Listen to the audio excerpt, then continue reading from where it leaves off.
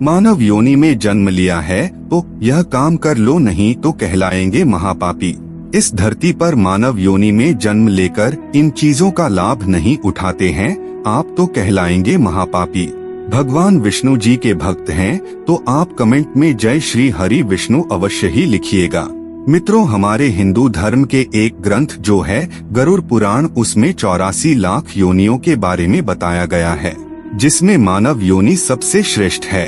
अगर इस योनि में जन्म लेकर भी जो लोग इन चीजों का लाभ नहीं उठाते हैं उन्हें महापापी कहा गया है। गरुड़ पुराण में 84 लाख योनि कौन कौन सी है आप अगर नहीं जानते हैं तो इस पर हमारा एक वीडियो बन चुका है, डिस्क्रिप्शन में लिंक मिलेगा, आप देखकर समझ सकते हैं।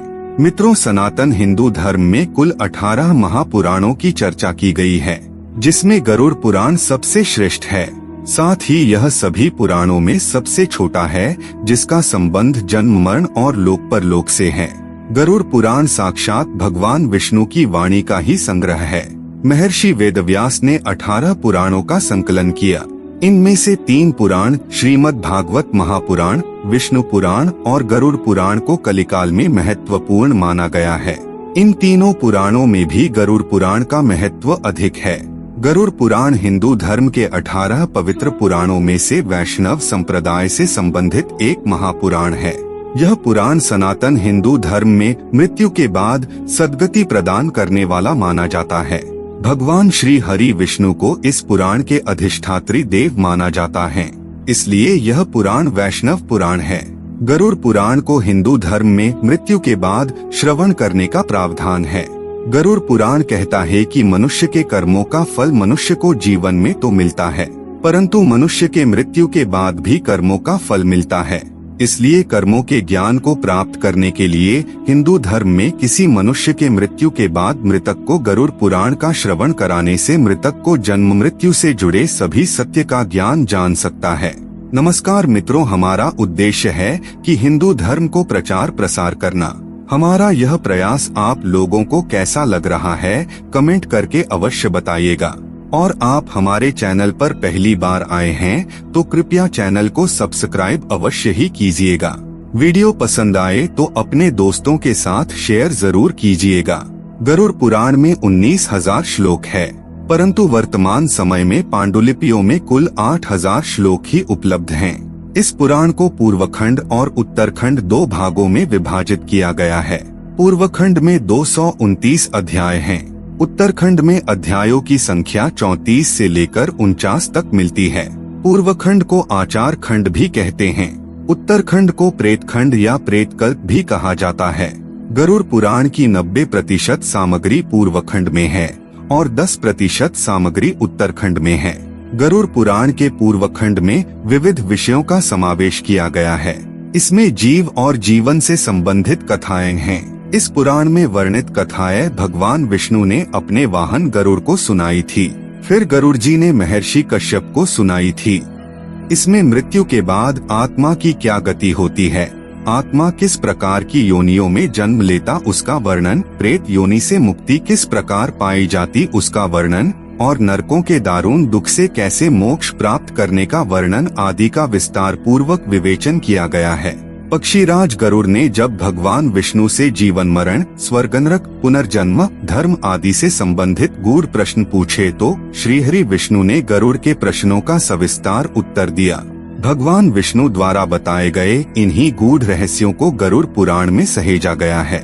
गरुड़ पुराण में कर्मों के महत्व के बारे में भी बताया गया है, क्योंकि व्यक्ति के कर्म जीवन और मरण दोनों समय उसका साथ निभाते हैं। पापी मनुष्य न सुखी जीवन जीता है। मनुष्य योनि में जन्म लेने पर आपको ईश्वर द्वारा कई ऐसी चीजें प्राप्त हुई हैं, जिसका लाभ उठाकर आप पुण्य कमा सकते हैं और सुखी जीवन जी सकते हैं। आइए जानते हैं कि किन किन कार्यों को न करने पर व्यक्ति महापापी कहलाता है और मरने के बाद ऐसे लोगों को नरक की यातना सहनी पड़ती है। तत्वज्ञान और आत्मबोध को प्राप्त नहीं करने वाले। मित्रों, गरुड़ पुराण में कुल 84 लाख योनियों का जिक्र मिलता है। इसमें मनुष्य योनि को सबसे श्रेष्ठ माना गया है। इन्हीं 84 लाख योनियों से गुजरने के बाद आत्मा को मनुष्य योनि प्राप्त होती है। इसलिए वह मनुष्य ही है जिसे जीवन में तत्वज्ञान और आत्मबोध हो सकता है। इसलिए जो लोग मानव शरीर को पाकर भी अगर धर्म और तत्व के ज्ञान को प्राप्त नहीं करते तो ऐसे लोग महापापी कहलाते हैं और उन्हें मृत्यु के बाद नरक प्राप्त होता है। भोग और सुख को जीवन का लक्ष्य समझने वाले। गरुड़ पुराण के अनुसार जो लोग जीवन का सदुपयोग करते हुए उद्धार के रूप में कोई कार्य नहीं करते वह महापापी कहलाते हैं, क्योंकि मानव जीवन की प्राप्ति का लक्ष्य केवल भोग और सुख को पाने भर से नहीं है। हिंदू शास्त्रों के अनुसार कुछ दिन निश्चित गए हैं। उस दिन पति पत्नी का मिलना बहुत ही अच्छा माना जाता है। सोमवार, बुधवार, गुरुवार तथा शुक्रवार यह 4 दिन पति पत्नी का मिलन करना, शारीरिक संबंध बांधना शुभ माना जाता है। अगर इस दिन पति पत्नी के मिलने से पत्नी गर्भधारण करती है तो अति उत्तम माना जाता है। इसके अलावा पति पत्नी को मंगलवार, शनिवार तथा रविवार के दिन नहीं मिलना चाहिए। पति पत्नी के मिलन के यह दिन अशुभ माने जाते हैं। इसके अलावा पति पत्नी को नवरात्र, संक्रांति, व्रत के दिन तथा किसी भी शुभ दिन नहीं मिलना चाहिए। गरुड़ पुराण के अनुसार दिन में शारीरिक संबंध बनाने वाले बहुत से लोग सुबह सुबह दिन में या अत्यधिक मैथुन करते हैं। यह कार्य भी व्यक्ति को आयु का कम करने में महत्वपूर्ण भूमिका निभाता है। अगर आप इस दिन संबंध नहीं बनाते हैं और नियम का पालन करते हैं तो आपके घर में हमेशा के लिए सुख शांति बनी रहती है।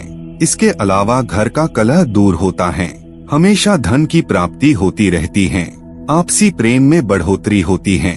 इसलिए इस दिन शारीरिक संबंध नहीं बनाना चाहिए। पुण्य कर्म न करने वाले। मनुष्य योनि में जन्म लेकर व्यक्ति को पुण्य कर्म की ओर ध्यान देना चाहिए। ऐसा करने से उसे उसी जन्म में मुक्ति मिल जाती है। इसलिए जीवन काल तक और अपने सामर्थ्य अनुसार पुण्य कर्म करते रहें। सेहत का ध्यान नहीं देने वाले। इस बात का ध्यान रखें कि बिना सक्षम देह के कोई व्यक्ति पुरुषार्थ नहीं कर सकता। इसलिए अपने शरीर रूपी धन की रक्षा करें। बासी मांस का सेवन। शुष्क या सूखे मांस का अर्थ बासी मांस से भी है। यह सबसे घातक सिद्ध हो सकता है। यदि यह मांस संक्रमित नहीं हुआ तो आपकी आयु कम करने में सहायक है, लेकिन संक्रमित हुआ तो इससे आपको कैंसर जैसे रोग हो सकते हैं। अत शुष्क मांस का सेवन करने से भी मनुष्यों की आयु कम होती है। जब मांस कुछ दिन पुराना हो जाता है तो वह सूख जाता है और उस पर कई प्रकार के खतरनाक बैक्टीरिया व वायरसों का संक्रमण हो जाता है। जब कोई व्यक्ति यह मांस खाता है तो मांस के साथ बैक्टीरिया तथा वायरस भी उसके पेट में चले जाते हैं और कई प्रकार के रोग उत्पन्न करते हैं। ये रोग मनुष्य की आयु कम करते हैं। सूरज चढ़ने पर उठना। सुबह होने के बाद तब तक नहीं उठना जब तक कि सूर्य सिर पर न आ जाए, अर्थात देर तक सोना। सुबह देर तक सोने से मनुष्य की आयु कम होती है और उसकी रोग प्रतिरोधक क्षमता घटती जाती। इससे आपका पाचन तंत्र भी बिगड़ जाता है। जब आप देर तक सोते हैं तो ब्रह्मा मुहूर्त की शुद्ध वायु का सेवन नहीं कर पाते हैं, जिसके चलते अनेक प्रकार के रोग से ग्रस्त होने का प्रतिशत बढ़ जाता है। इसलिए सुबह देर तक सोने से मनुष्यों की आयु कम होती है। ब्रह्मा मुहूर्त की वायु का सेवन करने से शरीर के अनेक रोग स्वतः ही ठीक हो जाते हैं और श्वसन तंत्र भी स्वस्थ रहता है।